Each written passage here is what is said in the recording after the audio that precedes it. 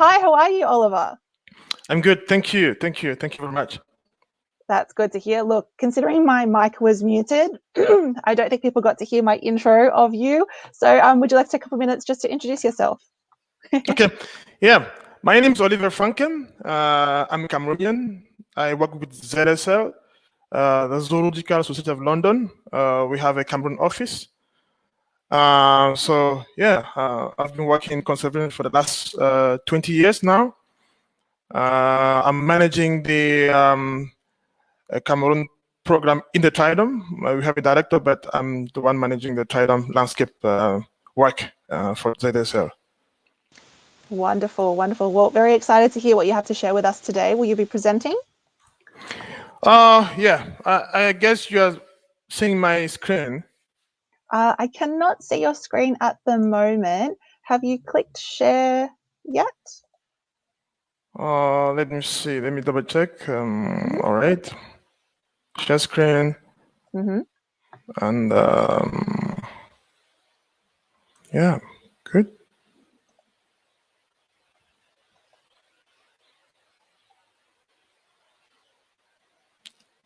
Have you got that? No, I can't see anything come up yet. So after you're sharing your screen and you've selected your screen, have you clicked share?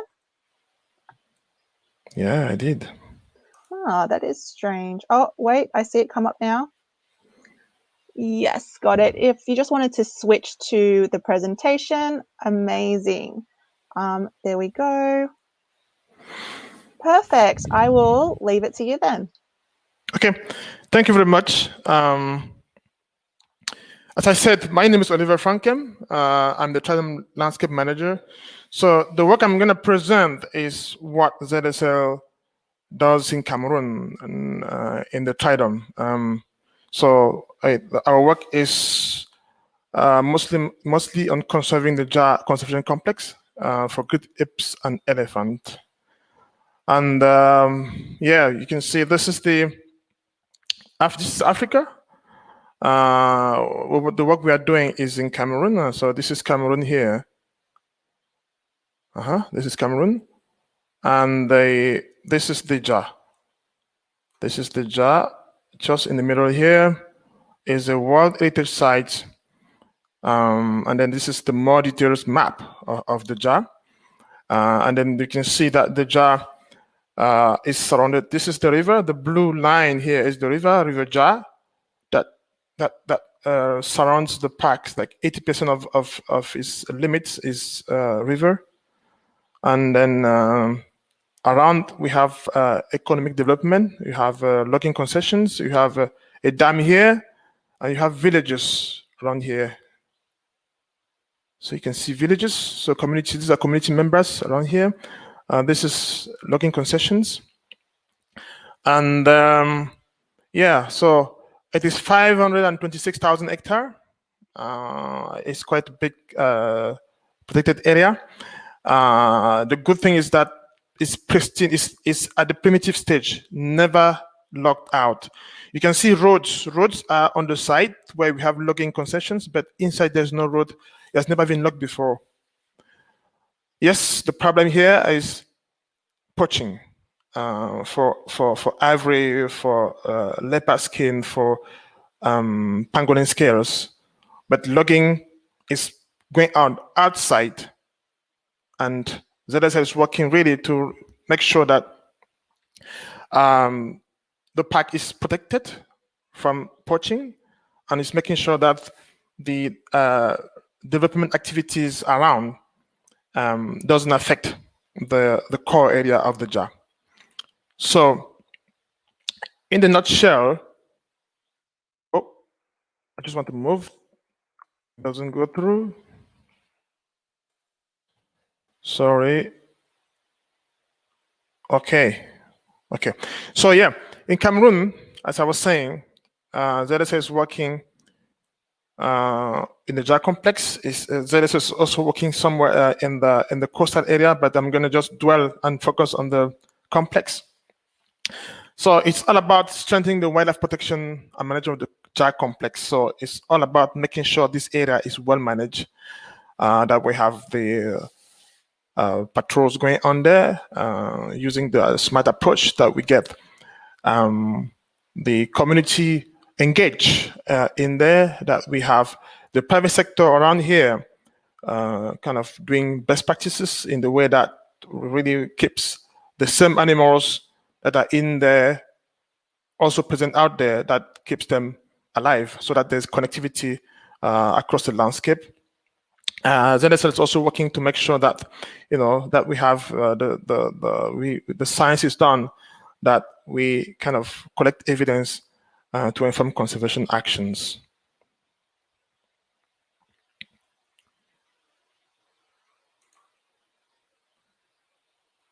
Oh, yeah. So we do the protection by we work with the government, we provide equipment, we provide vehicles, or sat phones, sleeping mats, uniforms, talkie-walkies, enrichers. We provide all the equipment needed for the work. And yeah, we also do trainings on the basis, patrol techniques. We train them in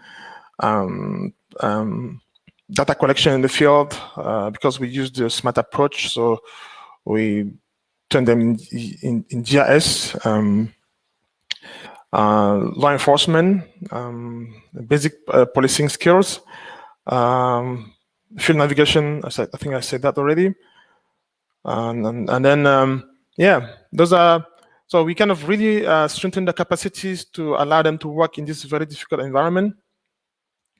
We make sure that they have the proper skills to be able to do their work in the field. And then yeah, so this is a training on the smart approach. So those are the chief, the head of sectors and the head of anti-poaching units that are having their training sessions. And then this is also training sessions, and this was on the data collections modules that we do. We do sometimes refreshing training as well with the co-guides, with their bosses, with the pack managers, and all other stakeholders that may be interested in protecting the Dja.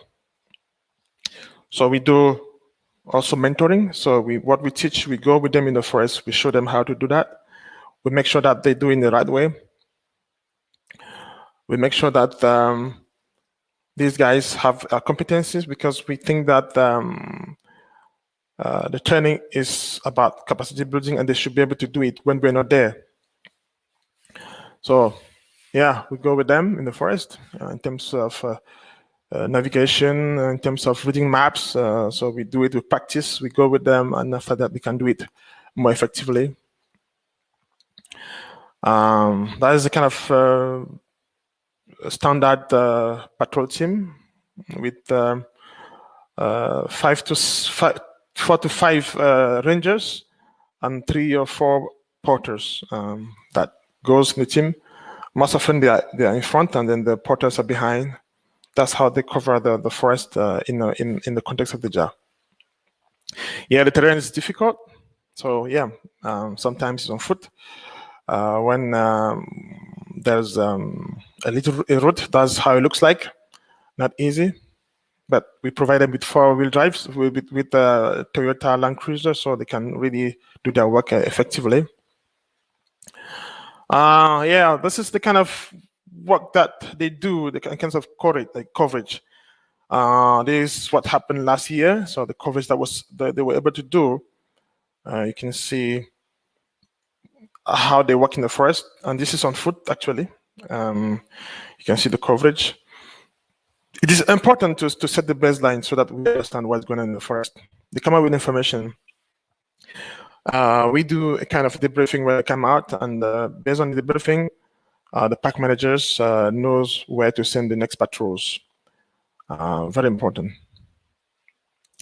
Yeah, that's happening inside the protected area, but outside we have, as I said at the beginning, we have the logging that's going on. Luckily, in this side of Africa, the logging is selective logging, so it's not like we don't clear cut. It's selective logging, so it's roughly 2 to 3 stems per hectare. So the forest can be standing, provided there's the management and the planning of the cutting is well done, and the size of the tree to take out is also respected. Then we are sure of kind of sustainability. So yes, but when they do that, forest, the part of the forest that was logged, it's accessible to poachers.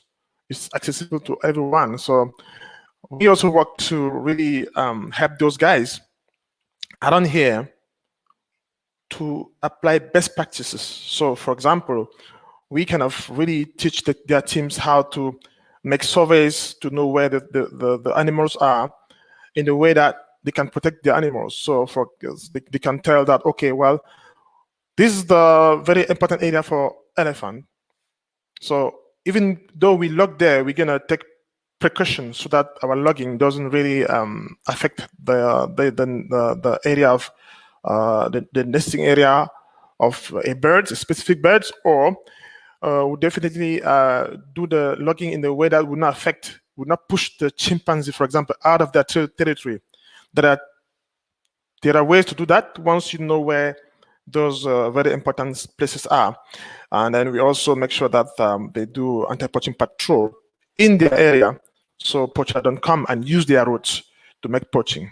And those are all contained in the management plans, in the protection plans that we do with them. So we work with them, we engage them, and we do this kind of plan with them where they commit to really do to apply best practices to protect their threats against illegal poachings, and to make sure that they use a minimal impact logging methods.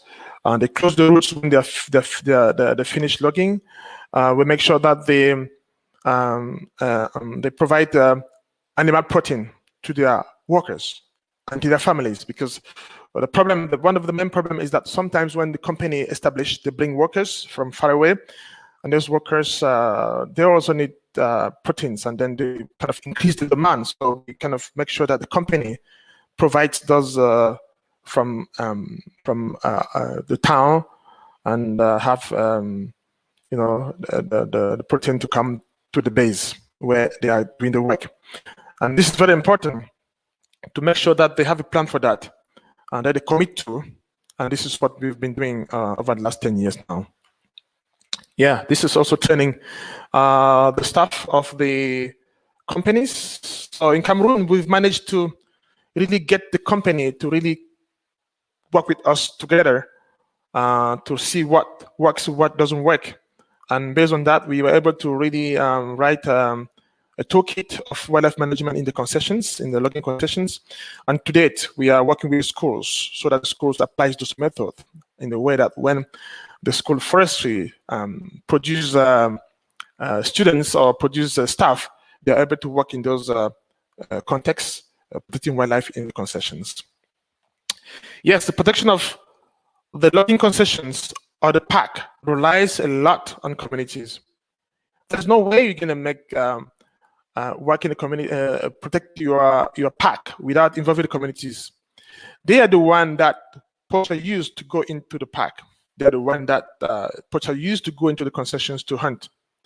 Actually, as I said at the beginning, elephants, they don't have limits. They can cross in the park, out of the park. So we need the community to be really engaged in helping us send information. And we kind of like use social approach to make sure that they understand what is the problem. The problem is really that intruders, people from outside, comes and make them to deplete their own resources, because actually in Cameroon, subsistence hunting is not a problem. The problem is illegal massive killing of elephants and trafficking and carrying tons of meats out of the village to the city. That's the problem. So we are trying to make sure these guys in the village, the community members, understand that they shouldn't help these guys to kind of keep their resources sustainably as they have been doing in the last 1,000 years. So we are using the technology and together with them, we build a system that enables them to send. So this kind of icons that you see, it was built by the community. The community kind of helped us to make those icons, and together we make an application. And with the universities here and there, we are able to really come up with something that works, and then the community can just press on one button, and we have the information of what is going on. When they are going farms, wherever they go, if they see something illegal, they are free to send us the message, and we work with the government to really address that. And then so far so good, because he has been, we can never go everywhere. So those guys, they send you information, the community members, and that helps to understand the patterns. And when you see a new pattern somewhere, you start to investigate to see what's going on there. It's very important to get involved with communities. So, but then when they get involved, I mean, the unit by which we get the community involved is normally the community banks. We kind of make them to kind of, yes, they are giving information. Yes, they are contributing to conservation. But at the same time, they need to improve their livelihood. We need to help them in improving their livelihood. And we cannot help everyone. We believe that by helping members of the community that are already organized is the best way forward. And our unit of help or contribute or kind of supporting the communities is through this village saving and loans that we call VSLA. It's a model that is really successful in the area we work in, because this is the area where we have Bantus, Bakas, and Bakas are forest dwellers. And we, the Bantus, we have this tendency not to, because the forest is like very large. The forest gives us shade, it gives us medicine, it gives us food every time in the year, all the time. So there's season for everything. So we never lack anything that we want. In January, there's fruits, there's meat, there's honey, there's everything all the time. So we never learn how to keep things, to save for a difficult moment, because we don't have actually difficult moment, if I can say that. So, but the problem is that when the communities, for example, they are not, the communities are far away from town. So actually there's no financial system. So when we kind of organize them in the kind of bank, community bank, then the money they can save by doing patrolling, by doing like agriculture, by doing some other activities like collecting forest product to sell, they can actually keep that money, and then that would help them to reinvest, and help them to maybe go to hospital with their kids to pay school fees, something that they could not do before. Before they would have the money, they would use it, they would drink alcohol, and that would be all. So, but today, now they are having a way to save money and to use it for something good later on. So the unit for us is the VSLA, Village Saving and Loans. And this is how it's bred. You do your activities, you come and just drop anything and just follow up. And that's help to just bring teams together. And we use those groups together to kind of promote best practice in agriculture, to improve agriculture, instead of extending land, to not stop cutting to grow food. We kind of like teach them, improve agriculture. And you can see in this picture one of the example of people learning improved methods, and there's somebody, and then you can see those barriers, because sometimes animal, if they don't do those barriers, animal will come and feed on what they've grown. So it is always the case. And those are the little investment that the community would do to show us that they are willing to do the activities, they're willing to participate in the project, because most of the time they bring something first before we come in. So for example, if you want to help them to grow things, we want to provide seeds. We kind of tell them to prepare the field. They have to fence it, and then say we come with the trainer. The trainer will show them how to do it, and we show them where to get the improved seeds, things like that. So we kind of like really show them in a way that they become independent. They can do it themselves. Yes, these are also still this community engagement kind of support with this improved farming, this is nursery, this is planting. Yeah, so people, for us, we believe that if people can diversify their source of income, they can save in the bank, in the community bank, they can, the time they spend farming, they will not go and do the hunting, or they would do little hunting. And then, yes, and the next city, the city next to where we work is June, for example, and these communities are supplying carrots in those communities. This community knows how to grow carrots, they know where to get the seeds, and this is something very positive for us. And again, something that there are many more projects that we are kind of running with activities with the communities, but I just want to kind of really insist on these ones. This one, for example, is improved chicken. So instead of bringing something that the community is not used to do, we've done an evaluation of the projects over the last 10 years in those communities, and there are activities that we proposed to the community that were not really in line with the way they live. And at least chicken rearing is something that they do. They have been doing that, chicken behind the house. But now we are bringing them with improved chicken variety that can grow up to 10 kilogram, and we teach them how to get their own chicken house and to rear the chick, to get the chicken, to get the chicks, and to warm them, and to and then we provide them with incubator so they can produce their own chicks, which they can even sell. So some produce the chick and sell to the other communities. For us, this is a good success stories, because from the chicks, we provide the chicks, and then from now on they do it themselves. So, for example, these are the locally available items for food, for chicken feed.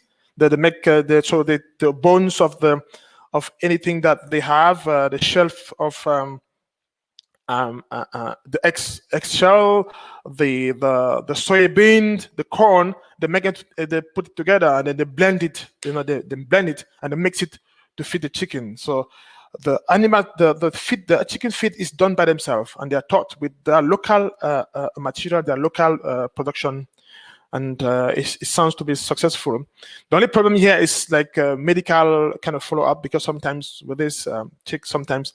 But luckily, the government has provided a situation where every single district has a vet. So sometimes the vet come and follow those communities in partnership with us. So here you can see the variety. It goes up to 10 kilograms, so the community are quite happy. And it is all the community that are doing the hen house, all the fencing is done by them. That's showing the willingness that they want to welcome the project. And again, because the community that have been living in the forest, so there's what you call non-timber forest product. Those are things that they gather in the forest at a certain period of the time. We help them to market that. We help them to kind of process it, and then we help them to find a market so that it has high value, so they can get the things of the forest, they can process it, and we get the network to have the buyer coming from the town and to buy it at a higher price. So that brings the money to the community, so they can invest, they can get their kids to hospital. This is the contribution of conservation to them, and they feel that it is a good thing. That's why they help us to really contribute to conservation. And obviously, yes, there is this issue of sensitizing the youth. The next generation has to be sensitized on conservation and why it's important to maintain wildlife. This is done outdoor with the schools in the village through road shows, but also through the radio programs like this. Radio shows where people call and ask questions. And, with this kind of like really intense contact with people in the ground, through the communities, getting them in the forest with the cougars, do the wildlife inventory with them. They are in every single steps of our intervention. The communities are there. So they understand that the conservation work we are doing is for them. It's for the good of it is for them actually. So yeah, this is again. So, but we work with the communities. We work to keep the animals not killed. We work to make sure that the concessions also have best practices. But then we need to know the resources to the science that will inform conservation. So the science is done, we deploy camera trap, we send team ask for inventory. And so far, for the last 30 years of management of pack, ZSL has done to be there only since 2013. And so far, we've been having tremendous results. We are now very well we have good data about the pack, so we understand the pack better now than 30 years ago because we collect data on camera trap, we've sent teams on inventory surveys, we've having people patrolling inside, collecting data through the smart approach. So we have tons of data to manage this pack. And we know where elephants are found. We know where chimpanzees are found. So it's better when with limited resources, if you want to, we know where we need to send our teams, for example, when we are doing the patrols most often. Yes, we also know where the threats are, definitely. So in the patrol strategy, in the patrol plans, we know where we need to make much more effort. And this is very important for the conservation of the pack, to keep that the World Heritage sites. This is the kind of image we're having. This is what is in the forest, actually. So those are images from our camera trapping. It's just some selected images.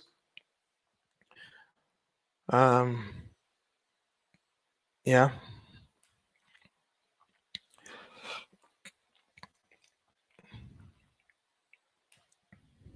Elephant, of course. So I'm using this opportunity to say, at the moment, we're having less than 300 elephants in the jar. Although the decrease of the number of elephants has been following the trend in Central Africa, there have been massive killing of elephant over the last 10 years. I think we've lost probably more than 60% of elephant over the last 10 years. So it shows how much important is our work in the jar in terms of protection, in terms of engaging with the private sector, in terms of engaging with the communities, in terms of having money to continue the work. This is a golden cat. In our context, is a sign that the forest is pretty much undisturbed. So at least, despite the problem that we're having in the jar, there are some areas that are still very intact. This is a sign that the place is intact, and this is actually, if you want me to come back, sorry for that, but this is actually in this area where this area is pretty much pristine, like no poaching, like really not poaching going on there. This is an area where we found that a golden cat. Yeah, chimpanzees. So all of this work is done with partners. These are the partners of the jar by one way or another, either donor or either be there in the field. We are working in collaboration with all these. So, yeah. Merci beaucoup. That was all I had today. That was wonderful. Thank you. Thank you, Oliver. It's really great to see how intertwined you are with the local community there, and just, giving back. Like you said, you need to make sure that, you're benefiting their livelihood as well. I think Shah, who was a speaker a couple of sessions ago, had mentioned something similar, because he was doing a lot of community work in Malaysia, that it's giving back to the livelihood of the local communities, and then having that almost like symbiotic relationship. It's helping them help you, but also help the wider wildlife and the environment. So that's really, really great to hear. And thank you so much for your time today. And thank you so much for your work. We wish you all the best, but thank you for today. Thank you. Great. Thank you so much, Oliver. Bye. Thank you. Bye-bye. Bye-bye. Bye.